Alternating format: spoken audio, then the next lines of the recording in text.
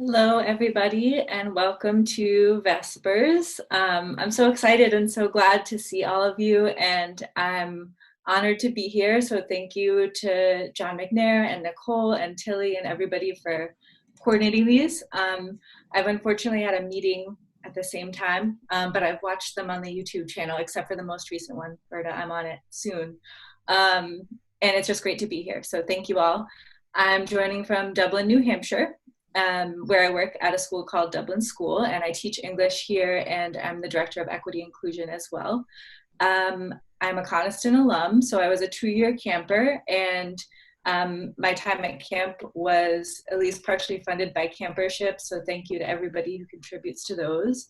I was a counselor, program director, and girls camp director, and I'm excited to hopefully join the staff soon this summer for a PD session. So thank you for having me. I'm really glad to be here. And I also wrote out my Vespers because that makes me feel less nervous for things. So without further ado, I'll get started. So this week, I was thinking about what to do for Vespers, and I was preparing for class. At my school, we've been fortunate to do remote learning, and one of my classes just finished reading Virginia Woolf's Mrs. Dalloway and is now reading Michael Cunningham's The Hours. Here it is as a prompt. And Michael Cunningham's The Hours is an adaptation and reimagining of Mrs. Dalloway that's contemporary. And I reread this part of The Hours that inspired me for this Vespers session. So this is toward the very end of The Hours, the part I'm going to read, and I've cut out any spoilers because my class has a contract and number 3 on the list is no spoilers, so I won't. The whole book takes place in a single day, and the protagonist is reflecting on everything that's happened. There have been mundane moments, moments that have gone according to plan, tragedies, unexpected turns, and Clarissa, who's the protagonist, is cleaning up after a dinner party.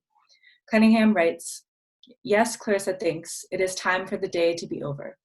We throw our parties, we struggle to write books that do not change the world, despite our gifts and unstinting efforts, our most extravagant hopes. We live our lives, do whatever we do, and then we sleep. It's as simple and ordinary as that. There's just this for consolation, an hour here or there when our lives seem, against all odds and expectations, to burst open and give us everything we've ever imagined, though everyone but the children, and perhaps even they, know that ours will inevitably be followed by others, far darker and more difficult. Still, we cherish the city, the morning. We hope more than anything for more." And I chose this because I don't know about you, but living in this particular time with the pandemic has changed my relationship with time. And I've been thinking a lot about what this new relationship with time offers us and how in moments of chaos or fear or disorientation, time doesn't feel as steady or reliable as it used to. So for today's Vespers, I ask, what do the hours bring us? And what can we bring to the hours we have? And I ask that second question with the qualifier that we can all only give what we can. And this is dynamic, it could change day to day. So our mental health and basic needs and work hours and things outside of our control obviously impact that.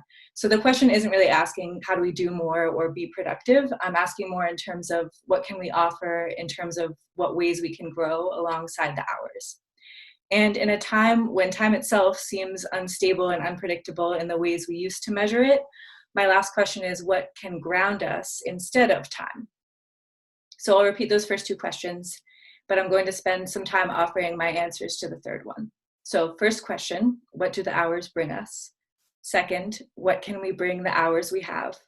And third, what can we ground ourselves in? What buoys us when time feels disorienting and unreliable as a marker? I'm going to share 3 brief stories, memories from my time at Coniston as potential answers. So these are not gigantic eye of the tiger type stories. They're pretty quiet stories, quiet memories, and they're ones that I hold very dear, except for one actually is actually kind of a loud memory that I didn't write that way. So anyway, we'll get there. So behind the stories is that question, what can we rely on when we can't rely on time as a reliable marker or measurement? What can we use to ground ourselves? The first story is J for Jules. So one of my favorite traditions in girls camp is listening to this song called J for Jules at the closing Vespers of the summer. And that song gets me every time. So when I was in LIT, I had the kitchen shift at the end of the summer, and we were unable to be present for that last Vespers because we had to work, which was understandable. And one of my fellow LITs and I were pretty visibly sad about this, though we didn't say anything. And I know my heart sank when I learned that I couldn't be there in the Vespers circle. Later that night, another group of the girls' camp LITs who had been at the closing Vespers woke up a few of us who hadn't been. We were all living in Robin's Nest that summer, and they woke us up in what felt like the middle of the night. They blindfolded us, and they very carefully brought us down to the docks. And we sat down, and they removed our blindfolds, and I remember looking up and just seeing the expanse of stars over the lake. And where I grew up, we had like a little bit more light pollution than Coniston does. So seeing the stretch of stars always takes my breath away. And I remember that feeling in that moment. And then I heard those sentimental first notes of the song. It was J for Jules. My fellow LITs had simply noticed how sad we were to miss that final Vespers, and they'd arranged this private listening for us. So we all sat there, stretched out on the docks, just listening and holding hands. It was such a simple, sentimental, kind gesture. I don't even think we spoke after. We just walked back to Robin's Nest feeling really grounded together. And this memory for me brings up two questions. With what we have, what can we make? And how can we help bring joy to those we love? And that is what I would like to offer as the first marker. If we can't count reliably on time, we can measure with kindness. Kindness is an action. It's not a passive state of being pleasant or being warm. It's about acting, and it takes work. So with what we have, whatever opportunities and energy or forms or privilege, how can we act with kindness? And how can we also be kind to ourselves during this time? The second story is called Untitled, for no spoilers. Camp really changes you in your exploration of comfort zones and challenges you to try new things, as I'm sure you all know. I had never kayaked before camp. I had never raced from the Forbidden Forest back to main camp during a Sunday program. I had never examined creatures in the bog in such depth before Camp Coniston. And one thing that I had never tackled as a camper or as a counselor was something that sits pretty central in camp, which is the ropes tower. I'm terrified of heights, like really terrified. And even holding on to the lowest handholds on the ropes tower would bring me to a state of terror. My body would shake. I would get back down on the safe green ground right away. And I think it was my last year as program director, but something in that year motivated me to try this challenge of the ropes tower. The wonderful ropes staff got me situated in the harness, and my fellow program director climbed to the top of the tower to wait for me. The amazing program LITs were on the ground cheering, and we began. And I can't tell you how nerve-wracking this process was. No handheld felt secure. I could not look down, even when I was like just inches from the ground. My heart rate was quickening. It actually, like as I was writing this, my heart rate was also quickening. And it was the last program of the day, last program area of the day. It was the end of that period. So the ropes campers and staff had gathered around the tower and were starting to cheer. Someone radioed water skiing and waterfront, and they all started cheering too. As many of you know, at camp, a lot of people call me Ray Ray.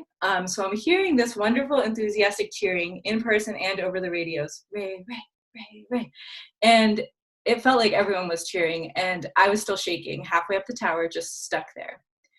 And then I was thinking about taking in how amazing this cheering was. It was beautiful. And then I just still felt stuck. And then this thing happened. There was a camper, maybe a young middler, who started climbing the wall, safely and harnessed in, and she was soon right beside me, shoulder to shoulder with me on her side of the wall. And she looks like she was dancing off of the wall. She seemed so comfortable and confident. And she turns to me and says, "You can do it, Ray Ray. I'm here too." And this isn't to say that I was no longer scared, because I was, but I will say that that moment was a big moment that got me to the top of the tower, and I made it shaking, but there was someone right there too. And what this calls up for me is that someone does not need to be necessarily above you, telling you you can make it, or below you cheering, though those are wonderful things. When someone is standing or dancing in the harness right beside you, that can make all the difference. And that's what I would offer as a second marker. If you can't count reliably on time, we can measure with the ways that we can be right beside each other in solidarity and support. How can we show up right beside someone when they're facing their fears or insecurities or uncertainties? And how can we dance in the harness side by side? The last story, story 3, is One Little Candle. Title kind of gives it away. The last thing I think about is the closing candlelight ceremony. I think about how quickly the warmth and light spreads from person to person and how quietly the light moves across main lawn. I think of how grateful the whole atmosphere feels to be here together, side by side, lighting these candles that reflect off the lake's surface and bounce all the way across the water. Gratitude, especially in an individualist culture, can feel so strong but separate. What would it look like to shift this part of our culture to be about the collective?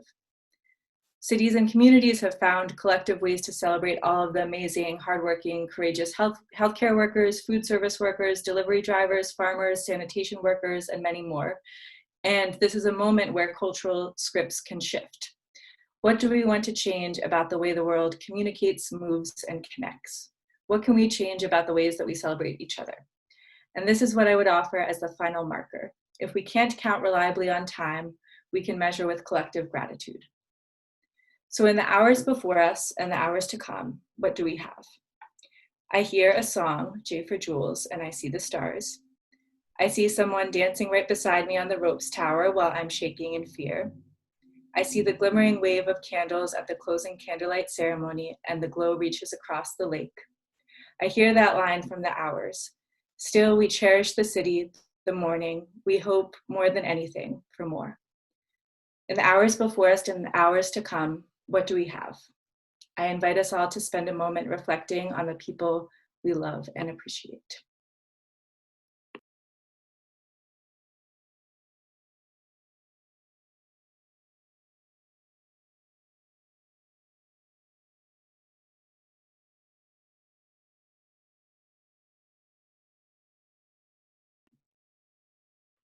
Thank you.